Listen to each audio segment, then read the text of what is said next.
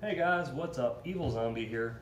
Welcome to a new section on the site, on my channel called Evilzombie's Dungeon. Because this is about Dungeons and Dragons and just cool things I think that all players should have, or things that would be good ideas for to get, just to look cool, or essentials.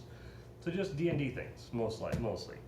Okay, so I've been a dungeon master for about a year and a half. I fell in love with the game. I enjoy it so much, and I just kind of want to share the joy with you guys and give you my thoughts. So the first thing we're going to be talking about today is the most essential thing for any player or dungeon master in Dungeons & Dragons. And that is the Player's Handbook. This is the 5th edition, that's what I play. And, well, quite frankly, it's a great book. But there is also a free version if you don't feel like paying the list price of $50. Amazon sometimes has it for $25 or $30 if you're lucky. This is the most essential book. Like, some people will be like, oh, should I get the Dungeon Master Guide? Should I get the Monster Manual? Should I get the Player's Handbook? What's the first one I should do if I want to DM or be a player? Always, the best choice to get first is the Player's Handbook. This has some monsters and creatures in it. This has all the spells in it. It has all the rules. It tells you how to do everything. It has all the classes. It has all the races. This has everything. It even tells you different ways to do personality traits, how to cast a spell, how to go through every little bit of combat, magical spells, like how that affects combat, how it doesn't. It tells you everything. It tells you some creatures, of course, like I mentioned that before. It tells you about all the deities. It tells you about character creation, which really isn't as complicated as some people make it seem. There's really not as much to it as you would think.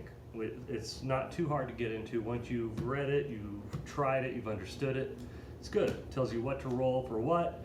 Someone wants to try and do an ability check, it tells you what that is and what kind of roll they'd have to do. Like, I want to see if I can run up this wall. I want to see if I can get up this wall and shimmy my way up just so I can catch those guys by surprise.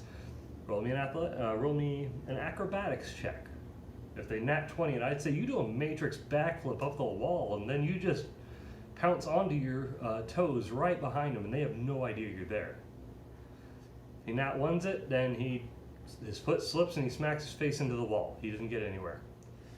Does a pretty good roll. You do a difficulty check and it tells you all about that. Like a DC means difficulty check. So you'd say like a DC 15 would be how difficult is that? If they roll a 15 or higher after their modifier, it'll tell you about all that. Then if they roll higher than 15, they can succeed on it. A nat 1 is always failure. A nat 20 is always succeed, absolute success. I like to make it sound cool for my players if they do a nat 20 just because it's cool. Anyways, this book is fantastic. It tells you everything. This is all you need to know for getting started, other than some dice. You do need dice. Now, even GameStop has like sets of dice for $7. I just got a pair over there a couple weeks ago. I'll get into other little things, but this is the most essential. And if you can't afford this, there is a free version, like I said. I think I said that. On the Wizards of the Coast website, which I will put a link in the description below, as well as this, and I'll put a link for that too. But the free one, which you can just download and read as a PDF file, that's on the official Wizards site, and I'll put a link for that so you can read that and get started, and you can just jump into it without buying anything. It has less stuff in it than this. It's cut back for sure, but it does have all the rules. So you have everything you need to at least get started playing.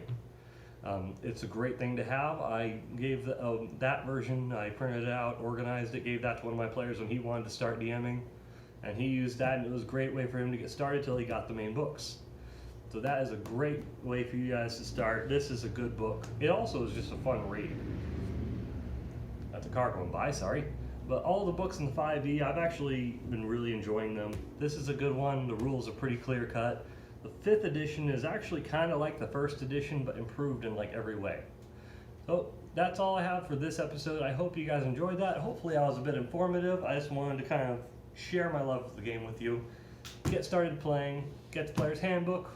If you have any questions, talk to me in the comments. I always love this game. Okay? I'll see you guys later. Bye.